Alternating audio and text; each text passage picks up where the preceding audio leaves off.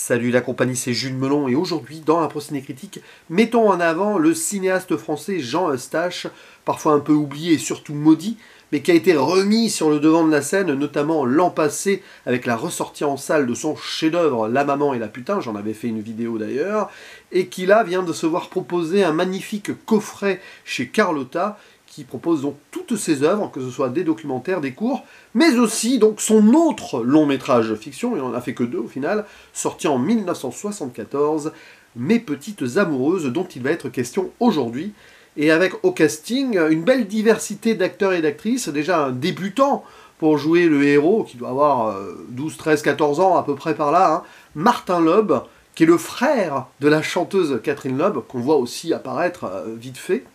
Il y a des reconnus tels que Jacqueline Dufresne qui joue la grand-mère et qu'on avait vu notamment chez Maurice Pialat, La Maison des Bois, voilà. On va en reparler de Pialat qui apparaît dans le film aussi, d'ailleurs. Il y a aussi Ingrid Caven, l'allemande, qui est une des actrices fétiches de Fassbinder, Dionys Mascolo, qui était plus un politique, on va dire, essayiste communiste, et Henri Martinez ou Jean-Noël Pic, qui était un des amis d'Eustache. Bref, c'est assez varié là-dessus, pour une sorte de chronique de vie, tout simplement, d'un adolescent, enfin, qui rentre dans l'adolescence, hein, Daniel, qui va, au début, être présenté dans son cadre assez bucolique, vite fait, un petit village tranquille. Alors, c'est censé être à Pessac, qui est une ville qui est très chère à Eustache, mais il l'a tourné ailleurs, parce que déjà, ça commençait à être trop urbain pour lui, c'est intéressant. Bref, Daniel, il est tranquille, il vit des jours heureux, un peu d'insouciance, c'est la fin de l'enfance et de l'innocence, là. Avec sa grand-mère, voilà. Et un beau jour, alors qu'il a envie d'aller au collège, il a des facultés pour faire quelques études, il va être envoyé, enfin, plus ou moins en lien, mais il croit, lui, qu'il va être envoyé là-bas pour aller au collège, à Narbonne, chez sa maman. Il vivait pas avec elle, alors pourquoi? Nous, on comprend très vite. C'est pas forcément expliqué de façon directe, mais sa maman qui vit avec un autre monsieur. Le père n'est pas là. Mystère sur le père. Un monsieur qui est un petit peu prolétaire, hein, d'où l'acteur qui était militant communiste et résistant avant. Et on comprend qu'ils ne sont pas très riches en fait. Et ça, Daniel, il n'en a pas conscience. Donc arrivé là-bas, à Narbonne, il ne va pas rentrer dans un collège. C'est pas possible, c'est pas dans les moyens de la famille. Et il va donc être envoyé en apprentissage pour apprendre le métier de mécanicien, quelque chose comme ça, là, réparer des trucs de vélo, bon. Et c'est pas du tout la vie dont il rêvait. Et au moment donc, où il rentre dans cette adolescence-là, il va aussi prendre en pleine figure la réalité des choses, changer sa façon d'être, enfin, poursuivre cet intérêt qu'il a, notamment pour le cinéma, mais surtout pour les filles. Un intérêt qui naît d'ailleurs le jour de sa première communion, c'est particulier. On va le voir avancer comme ça, au contact d'autres garçons, plus âgés que lui la plupart, alors que au début du film il est plutôt avec ses pairs, hein, en mode presque un peu au-dessus d'ailleurs, enfin c'est intéressant ça. Dans le contexte plus urbain de Narbonne, il va devoir se faire sa place et apprendre.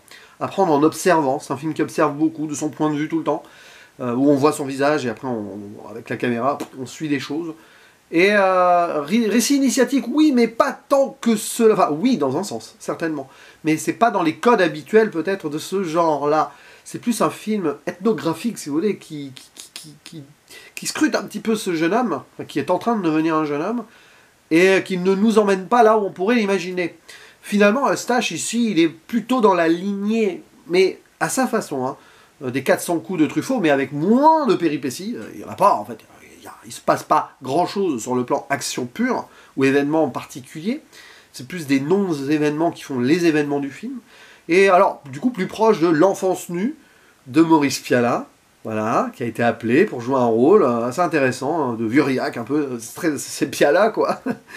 Et L'Enfance nue, oui, mais là, c'est plutôt l'adolescence nue, enfin, si on veut. Non, ça reste très soft, hein, je vous rassure, sur certaines choses. Mais, alors que l'acteur, il a joué, je crois, dans un film après qui a fait un gros scandale par rapport à, justement, à la nudité des adolescents, un film italien qui a une réputation absolument désastreuse à ce niveau-là. Comme quoi, l'acteur, il était prédestiné d'une certaine façon à jouer dans des trucs qui sortaient de certains carcans, même dans les années 70.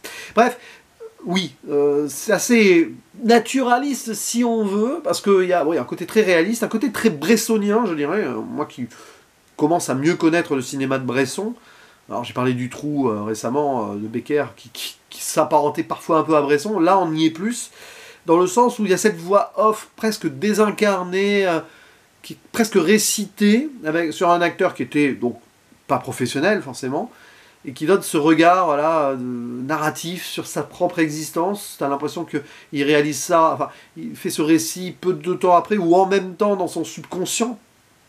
Il fait le bilan le soir même de ce qu'il a vécu dans la journée, et c'est recentré comme ça à l'écran. C'est très intéressant.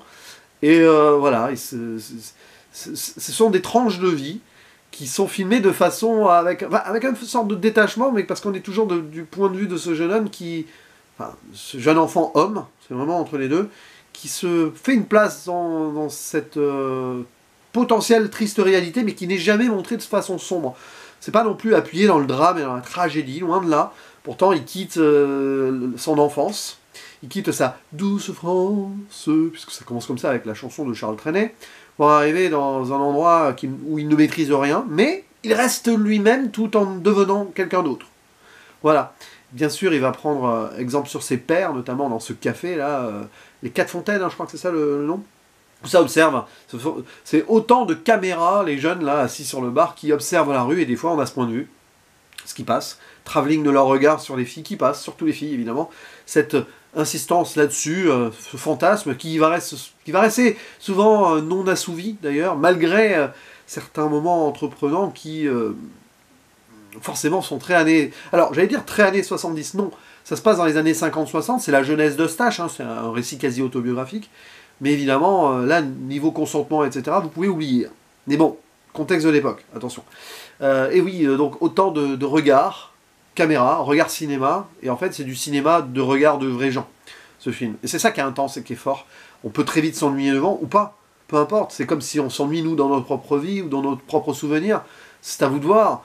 Mais je trouve ça fascinant, moi, personnellement, parce que c'est dépouillé, c'est épuré, avec ce récit par-dessus qui fait que c'est du cinéma, et pas autre chose. C'est pas vraiment un peu quasi-documentaire, dans les fêtes du village, ou les marchés, etc. Mais en fait, ça reste purement du cinéma, qui convoque aussi du cinéma. C'est le jeune Eustache ici qui va au cinéma, qui aime cet art, qui deviendra ce qu'il deviendra. Mais voilà.